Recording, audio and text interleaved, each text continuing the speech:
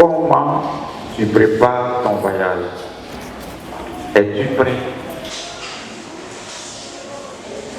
Bien-aimé, comment tu prépares ton voyage? Es-tu prêt? C'est vrai, on va entrer dans la vie. Souvent, on perd un être cher. Il y a une séparation.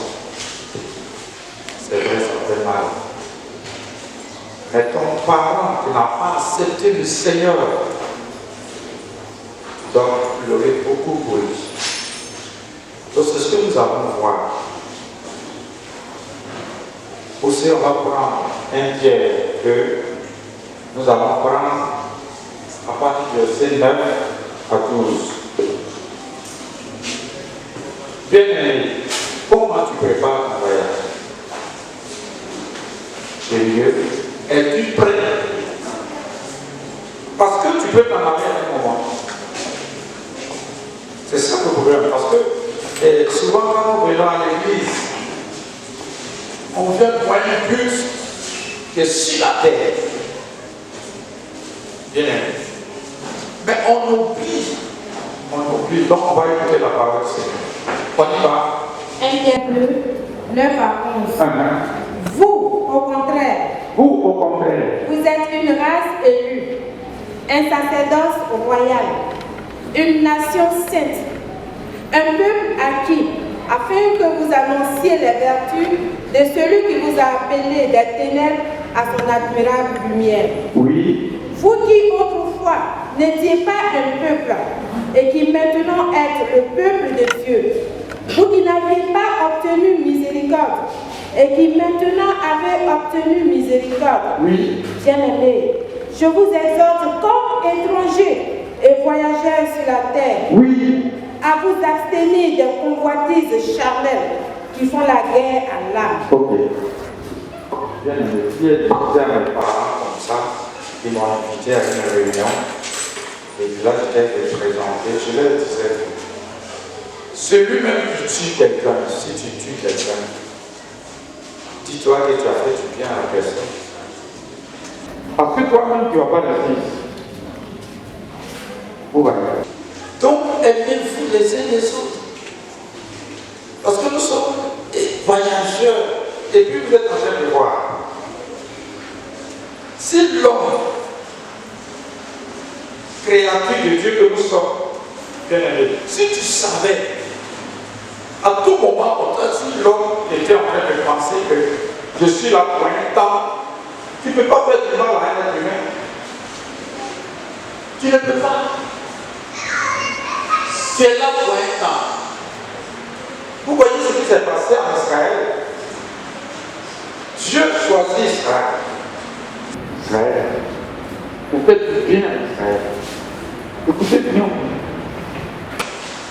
Maintenant, au moment où Dieu a commencé à promulguer la loi, pour que, comment il doit marcher, bien aimé, Israël va maintenant se détourner de la loi de Dieu.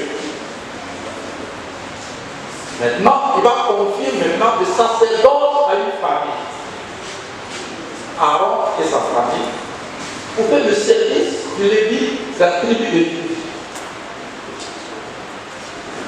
Lorsque Dieu vous choisit bien et qu'il vous confie une responsabilité, vous devez assumer, parce que l'apôtre Pierre était en train de décrire la mission que Dieu lui a confiée. Vous devez être au sérieux de ce que Dieu vous confie. Vous devez bien faire ce que Dieu vous a dit de faire. Pourquoi? Parce que tu dois rendre compte. Ça, et dans l'ancienne alliance, l'esprit venait par an. Et le sacrificateur, qu'est-ce qu'il faisait? Il rentrait dans le lieu très saint. Le Dieu d'aujourd'hui. Parce qu'on oublie une chose, on pense qu'on vient de dire qu'on va pour la forme et on n'a rien à faire. Non, nous sommes des pèlerins des sacrificateurs qui préparent un voyage. Donc Dieu va te confier un visa, s'il te plaît. Parce que quand quelqu'un meurt, on se lamente, alors que si la personne a connu le Seigneur, la personne est libérée d'une souffrance. Parce que le chrétien souffre ici, c'est la vérité que je vous dis. C'est vrai, on doit pleurer parce qu'il y a une séparation brusque, mais on doit voir, tu dois te retrouver des temps pour dire, mon tour va être comment, et qu'est-ce qui va se passer?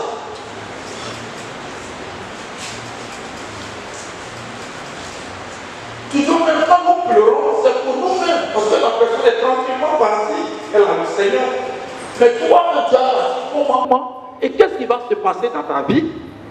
Et à quel moment est-ce que tu pourras garder bien le visage que Dieu t'a confié? C'est à ça que nous devons penser sur nous.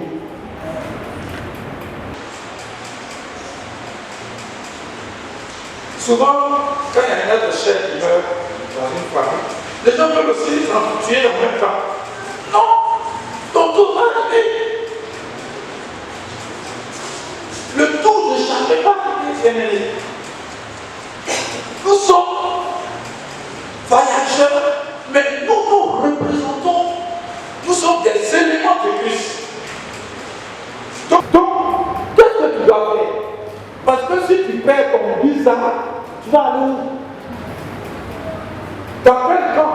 Quand nous partons au village, chacun de nous a une famille, et chacun de nous aussi a un parent de la maison, tu vas dans la maison de ton père. Bien aimé. Donc prépare toi à la rencontre de ton Dieu à tout moment, pour que le visage que Dieu t'a confié, tu ne sais pas à quel moment aussi tu vas voyager. Chrétien.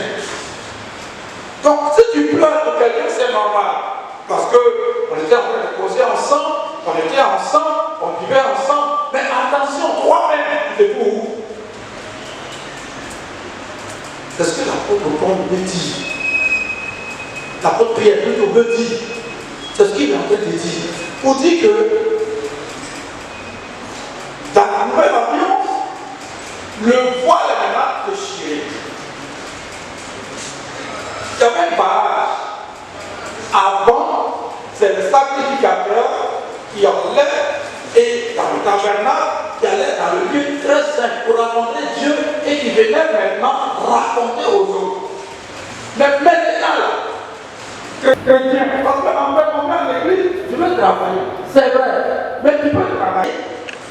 Mais attention, il y a un visa qui est avec toi, tu dois voyager après le travail. Bien aimé. C'est ce qui est important, et c'est ce que tu dois entretenir. Donc, quand le voile est déchiré, bien aimé, le voile est déchiré. Dans Matthieu 27, verset 51, le voile est déchiré, la route est large. Cette route-là, même le ciel, nous permet d'avoir accès, tout le monde a accès maintenant à Christ. C'est-à-dire de Christ à Dieu. Donc après le barrage, parce qu'en fait, on va quitter ici, demain, chacun va partir à ses occupations. Ça c'est normal. Mais à tout moment, tu dois te rappeler que tu es un voyageur et que tu as un visa de Christ. Et attention, il ne faut pas perdre ton visa. Il ne faut pas perdre ton visa. C'est vrai. Quand quelqu'un te sait, les gens trouvent que non, c'est pourquoi cela, pourquoi il y a trop de noms. Mais attention, on était à l'église baptiste, missionnaire, et puis il y a une Zaïroise qui est venue, qui passait dans le monde entier pour faire, bien aimé, le témoignage de ce qu'elle avait reçu. Et cette dame la disait comme ça, peut-être parmi vous, d'autres étaient encore, il y en a qui n'étaient pas encore convertis. Elle disait comme ça que, en songe, elle a fait un songe où elle balayait. Elle a fait un songe où elle balayait sa chambre. Et à chaque fois, elle faisait le songe où elle balayait sa chambre. À chaque fois, elle faisait le songe où elle balayait sa chambre. Et puis elle est allée voir l'homme de Dieu. Et l'homme de Dieu va lui dire comme ça, le Seigneur te dit que tu as un cœur mauvais. Donc il faut balayer, il faut confesser, il faut enlever tout ce qui est dans ton cœur. Et quand l'homme de Dieu lui a dit ça, écoutez-moi bien, parce que le chrétien, c'est vrai, nous cherchons la prospérité, et cette prospérité, ce sont les accessoires du salut. Mais nous ne demandons, on te pose pas la question pour savoir, est-ce que je suis en train de préparer mon voyage? Est-ce que je vais bien garder mon visage? Est-ce qu'un jour, je vais aller au ciel? Donc la dame dit, elle voit une sœur. Elle a dit à sa sœur en Christ, on va prier parce que mon cœur est mauvais. Et on me dit de me repentir, de vider mon cœur. Mais je n'ai pas la capacité de le faire. Donc les dieux ont commencé à gêner.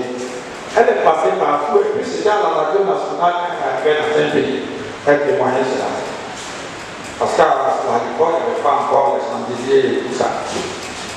Et puis elle dit comme ça, elle est en train de prier à sa soeur, et à un moment donné, elles sont entrées dans une autre dimension spirituelle. Et les anges sont venus. Et les anges lui ont dit, leur corps a pris, effectivement c'est vrai. Et les anges sont venus, ils ont arraché son âme. Donc elle croyait se voyait partie, elle se voyait partie, et puis elle est tombée. Et le Saint-Esprit disait à sa sœur, il faut dire aux gens de ne pas la toucher. Parce que quand on vient à l'église, on pense qu'on vient à l'église pour le mariage. On pense qu'on vient à l'église pour l'enfantement. On pense qu'on vient à l'église pour qu'on puisse être prospère. Tout ça, ce sont des accessoires de ton salut. Dieu peut te rendre prophète, il peut ne pas te rendre prophète, il peut te mettre simplement au milieu, il peut te nourrir chaque jour. C'est tout. Contente-toi de ça. C'est pas dit, contentez de ce que vous avez. Dieu, il bénit qui veut, mais ce que tu dois garder, c'est ton visage. Alléluia. Alléluia. Donc c'est pas la peine de faire, de connaître ton tête contre le mur. Peut-être si tu veux te tuer, tu as l'enfer pour rien. Quand quelqu'un qui sait, c'est la vérité, bien aimé. Si la personne a accepté le Seigneur, si la personne s'est repentie, elle est tranquille. Donc je vais vous dire la suite de ce que la femme a dit. Elle dit, l'autre était en train de faire des prophéties. Quand les parents sont venus, il ne la touchez pas. Dieu me dit de ne pas la toucher. Elle dit, elle est entrée à la cité céleste. Moi, c'est ça qui m'a convaincu. Elle est entrée à la cité céleste. Elle dit là-bas, c'est le calme, c'est gentil, tout le monde est là, c'est la louange, et puis ça brille. Elle dit, tous ceux qui sont de Dieu, quand ils viennent ici, on les accompagne alléluia. Maintenant, ils l'ont envoyé dans un bureau. La dame dit que chacun de nous a un document bien précis, a une chemise où son dossier est passé. Quand on dit l'ange de l'Éternel campe autour de ceux qui craignent Dieu, l'ange avec toi, note tout ce que tu fais dans la journée. Donc ça y est dans mon dossier. On a ouvert son dossier, on dit voilà. À partir de 15 ans, j'étais sorti avec tel monsieur, voici le film, et puis tu es là, le monsieur doit me coucher. Et puis, le nombre d'hommes qu'elle a connu, elle dit que ça passe. Elle dit moi. Parce qu'en fait, certaines choses, on pense qu'on est belle. On fait certaines choses, on pense qu'on est dangereux. Elle dit quoi? Oh, je ne veux plus parler. Non, les jours ne sont pas encore finis. Mais allons-y. Elle dit là, elle dit, bon, maintenant, c'est comme on dit, non, comme tu t'es repenti, on va y passer ça. Elle dit, j'avais un grand, s'il vous plaît. Vous qui avez beaucoup apporté, vous continuez. Elle dit, les enfants avaient mains comme ça, et les médicaments que les docteurs prescrivent pour maman, les curetages et tout ça, les médicaments sont dans la main des enfants. Donc les enfants là sont là. Le jour que tu arrives, on dit la date. Parce que tu n'es pas repenti là. Tu n'es pas converti là. On dit la date. La salle où on appelle le greffage. Le médecin en question. On demande. Elle dit quoi? Autant jamais fait dans tes vies. Donc on te dit que tu es converti maintenant. C'est fini. Mais tu t'en vas au procureur. Pendant ce temps, le corps était en train de se décomposer. La dame, elle n'a pas fait, elle est là, elle fait pour vous. Vous connaissez Dieu? Est-ce qu'on connaît Dieu? Parce qu'on prend quoi à la légère? Alléluia. Alléluia. Elle dit, on va envoyer maintenant un groupe où les gens sont en train de pleurer. C'est pour l'éternité. Les pleurs dont on parle, c'est pour l'éternité. Là-bas, tu ne peux plus. Là-bas, tu ne peux plus te repentir. Vous comprenez? Donc, quand on parle, les gens pensent que non, je peux aller en France. Prie pour moi. Tout ça, c'est bon. Il faut aller en France. Il faut avoir l'argent pour que si tu tombes malade, on puisse payer les médicaments. Tout ça, c'est bon. Tout ça, là-bas, c'est bon. Mais ce sont des accessoires de Dieu. Un point.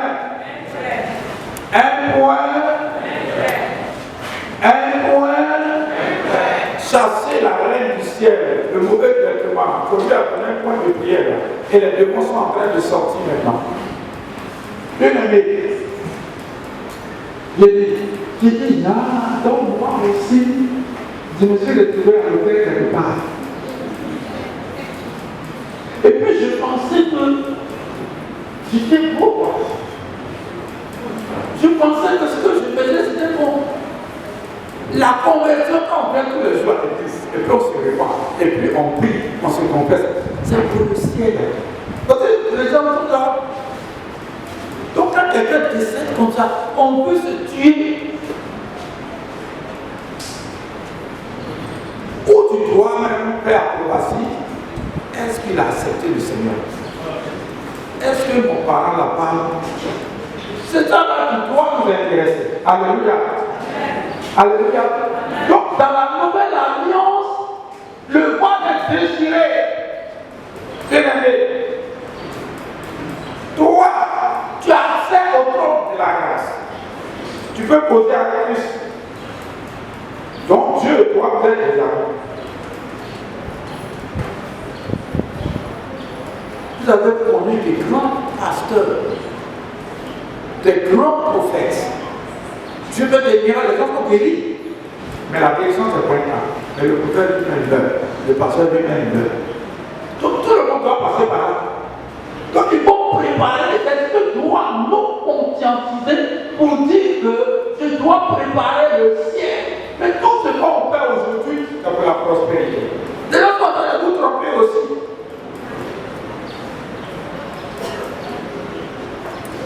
Alléluia. Alléluia. Donc le voile qui symbolise l'accès principal à Dieu par Jésus-Christ. Bien aimé. C'est pour ça que nous devons parler aux parents qui sont encore derrière des personnes. Parce que en fait, si tu es encore derrière des personnes qui sont encore sorcières, des personnes qui boivent encore du vin, des personnes qui se prostituent encore, tu es encore derrière ces personnes-là, ils vont te contaminer. Vous n'avez plus. Tu ne peux plus annoncer des pensées. Je disais à un monsieur, il dit, mais on a des relations. Mais moi, j'ai perdu beaucoup d'amis parce qu'ils ne veulent pas se convertir. Ils sont encore dans ce qu'ils font. Moi, je ne sais pas les droits. Parce que tu peux me contaminer. L'accès à quelqu'un, quand vous avez accès facile à une personne, vous voyez qu'aujourd'hui, dans les églises, je vous enseigne, il y en a qui sont convertis ici. Et à cause de l'argent, s'il y a quelqu'un qui est prospère, qui est dans une autre église, qui prend soin de toi, il faut sortir de là. On n'en parle, on t'enseigne même pas. Tu n'es même plus, la personne n'est même pas convertie. Donc tu peux sortir à cause de ses biens. Vous voyez, on a vu des cas comme ça, plusieurs cas comme ça. Donc, bien aimé, est-ce que tu es prêt? Est-ce que ton visa te le concerne bien?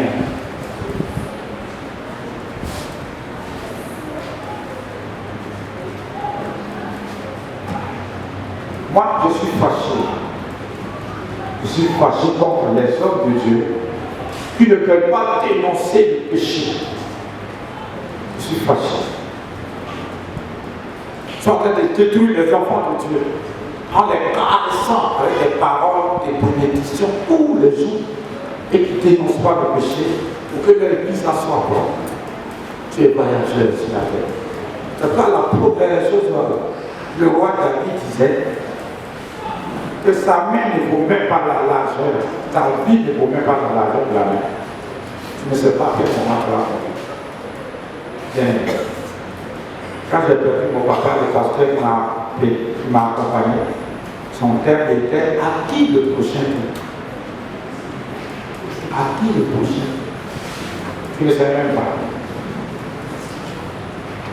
Donc, nous devons, je ne dis pas de ne pas pleurer, mais nous devons dire, est-ce que ma soeur, elle était attachée d'évidemment, parce que quand on vit ici, on n'est pas ensemble. Si elle était attachée au Seigneur, j'ai la joie au cœur parce qu'elle est allée au ciel. Elle avait son pied. C'est pour ça que nous, les baptistes, si on doute de ta conversion, ceux qui font comme ça, si on doute de ta conversion, tu meurs, on ne prêche pas. Parce que la parole, c'est pour témoigner ta conversion. C'est pour témoigner que tu es allé au ciel et que tu étais bien parti. Mais si tu es content, on va dire Jacob à la famille, parce qu'on sait que tu n'es pas chrétien. Donc nous devons garder notre visage bien mis. Hier, toute la journée, je n'ai pas dormi. Je n'ai pas dormi. Et quand je suis arrivé, le sommeil m'a fait vrai, j'ai dit je ne dors pas.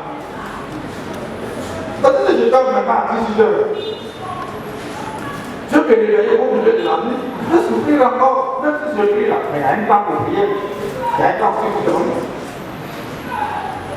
Donc le sommeil qui me prend, est-ce que toi-même tu sais comment ça vient? Ma fille, toi qui ne veux pas t'asseoir, on t'annonce l'évangile, on dit qu'il faut bien garder ton visage. Est-ce que le sommeil qui vient, le sommeil, ça nous surprend? Et puis tu vas la main pour ton sommeil. Pour te réveiller aussi. Tu ne sais pas que tu te réveilles. Tu vois même, tu fais des sons, il y a des choses qui se passent là-bas, tu penses que tu vis. Mais ça doit nous interpeller. Donc notre orgueil va tomber.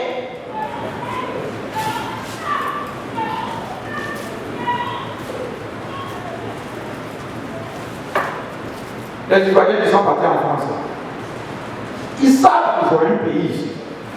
Même s'ils ont la graduation. Ils viennent construire ici. Est-ce que tu es en train de construire la cité? Ça, ce sont des messages forts de Pierre. Parce que la mission que Dieu lui a confiée, il est en train d'accomplir. On a des jeunes gens, vraiment, on leur dit hier, par exemple, ils étaient 19, mais nous sommes nombreux, les jeunes sont nombreux. Il y en a qui sont partis au travail, ça c'est normal. On doit travailler aussi pour apporter dans la maison du Seigneur. Mais il y en a qui ne sont pas partis au travail, ils sont restés à la maison, tu te connais?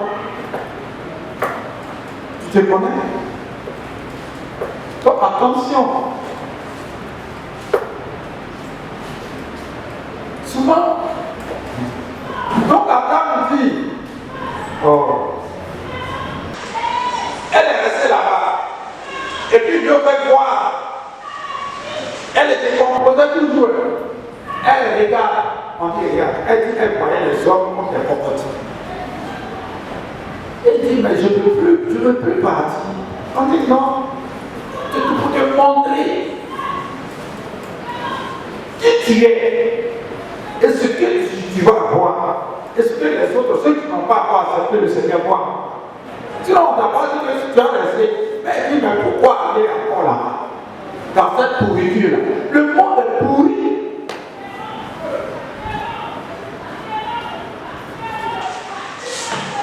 Elle dit, quand vous devez vous rassembler, c'est automatique. Et vous vous rassemblez, vous pouvez.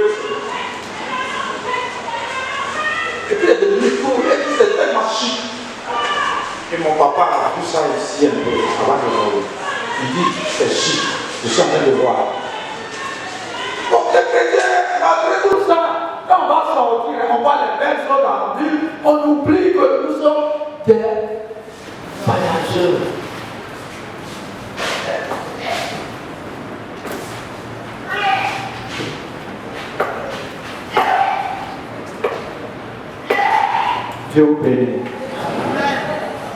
Dieu vous bénit. C'est vrai. Il y a des mois où l'argent est là. Tu es content. Mais souviens-toi, attention, tu peux laisser l'argent un jour. Et puis, direction à la cité. Il y a des moments où les honneurs sont là.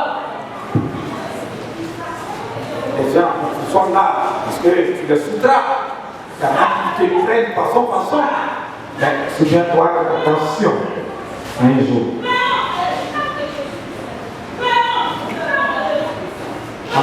Vous qui prenez les servants, il y a une dame, elle était responsable dans l'église, mais qui n'est pas sa vie. Elle a pris une servante. Et puis, la servante est venue avec sa patronne. Et on enseigne la dîme. Et la servante, une fois elle a fini sa salaire, elle paie sa dîme. Et la patronne elle-même, elle ne paye pas sa dîme. Parce qu'il y en a pour payer les dîmes. Elle pense que le pasteur du groupe, non, ça reste ici. Non. Quand tu payes la dîme, ça monte. Et puis, ta cité est construite. Donc, un jour, la maman rentre dans un léger sommeil. Puis Dieu ouvre la route. Et puis, ils arrivent. Elle voit une belle maison. Elle dit ça de tout. Quand Dieu veut te parler, on dit c'est pour ta servante. Et puis elle s'en va voir par là. Perforé. Il dit c'était pour toi. Vous ne pouvez pas ça dire. Ah!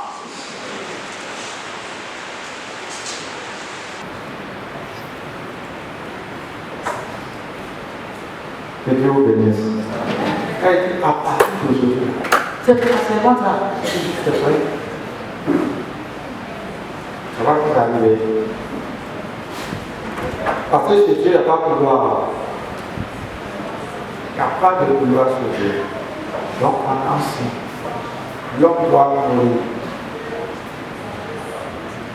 Mais chacun. La dame dit qu'ils lui ont montré ses jours. Donc, maintenant, quand elle est venue là, elle dit qu'elle marchait, elle ne peut pas se lever. Elle connaît ses jours. Un mois, maintenant son mari peut faire façon sur son corps. Elle dit par rapport que mon mari, on dit on ne peut pas ça. Parce qu'elle connaît ses jours. C'est vrai qu'on ne connaît pas. Quand on se dit, on fait comme eux. Mais ça va te surprendre que ton visa, tu peux l'oublier dans ton tiroir. Tu arrives à l'aéroport, on dit où est ton visa? Que Dieu vous fortifie, bien aimé. Attrapez bien votre visa.